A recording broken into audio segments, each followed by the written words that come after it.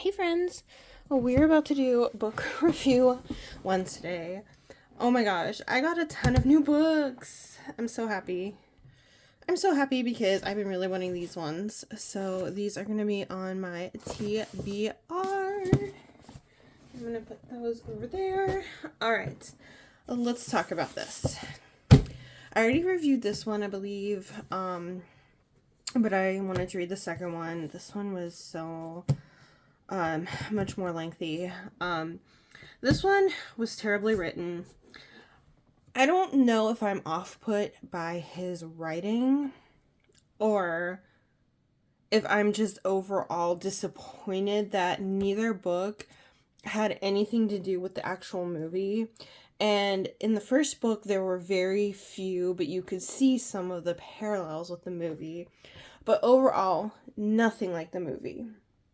So I'm not sure which it is. So I barely got through this first one, but I got through it. And honestly, I can't really tell you a whole lot about what was in this book because I didn't quite understand everything that I was reading. To be completely transparent, they jump between different characters in different storylines. And there's no definite way to know that you just jumped POV and timeline. You read all of these confused up until you get about halfway through and you start learning the characters and you go, oh, now I'm in this character's point of view. Oh, now I'm in this character's point of view. I like the books where it's clearly labeled. Like, okay, so like in Fall at Once. This one I know it's going to be Cole's point of view. This one's going to be Maddie's point of view. You know, each chapter is distinctively written which point of view you're in, whereas this one, you get the title of the chapter, you're reading it, and you still don't know what point of view you're in. It never fully tells you, you know. I'm trying to find, you know, like, that's a new chapter, that's chapter 5.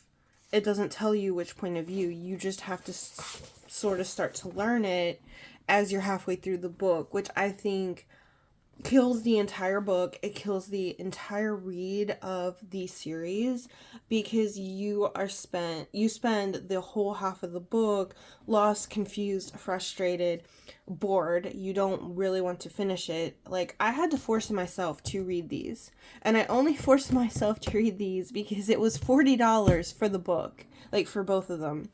So I wasn't gonna waste that, but these are definitely going in the little library. They're not staying in my bookshelf, that's for sure. But my main point and purpose is that no, this was 22. So $44. Anyway, yeah, I can't even really tell you what this was about other than she dies at the end. This one I understood a little bit more. Again, it took halfway through to completely understand. If you don't like spoilers, I would say X out now because I am going to give the ending and spoilers. Okay, let's jump into this one that I just finished. This one took me all summer.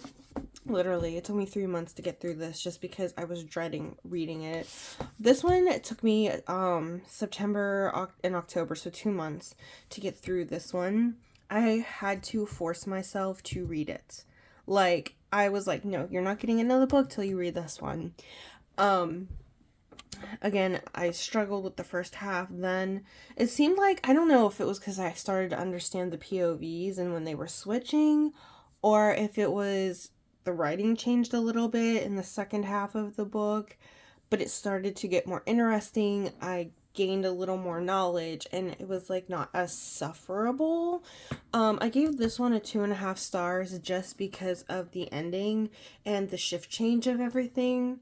So this is literally about the Wicked Witch had a son, and she kind of, I don't know, because I really didn't understand the first book, almost like dumped him, abandoned him, and he didn't know that that was his mother, but he had suspicions that that was his mother.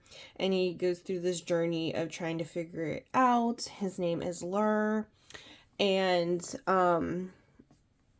he goes through his whole life pretty much in this book of that journey. And in that journey, he falls in love with this woman named Candle, and then he also falls in love with this soldier named Tam. I don't really know how to pronounce the name, which I did appreciate them actually, or this author actually putting in LGBTQ stuff. So that was kind of really unexpected, but it was cool to see that. And then he goes back to be with Candle. She gives birth, but she leaves him with the baby, and the baby is green. So obviously at that point he realizes he is the son of Elphaba. And so that's kind of where they leave off. So it did get more interesting in, like, I'd say the last quarter of the book, to where I was engaged and actually wanting to read it. Because I feel like if it would have stayed like it was at the beginning, I probably would have, like, had to, like, stretch it out a little bit more. It probably would have taken me the whole month of November to get through it.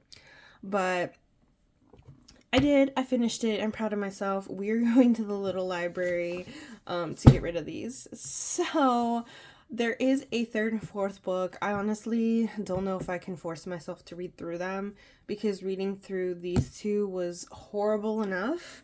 I still don't know who the Scarecrow, the Tin Man, the Lion is. Dorothy was thrown in here, but it was nothing like the movie. Like, it was confusing. It did not follow the movie storylines at all, which I also think really was what ruined the book for me.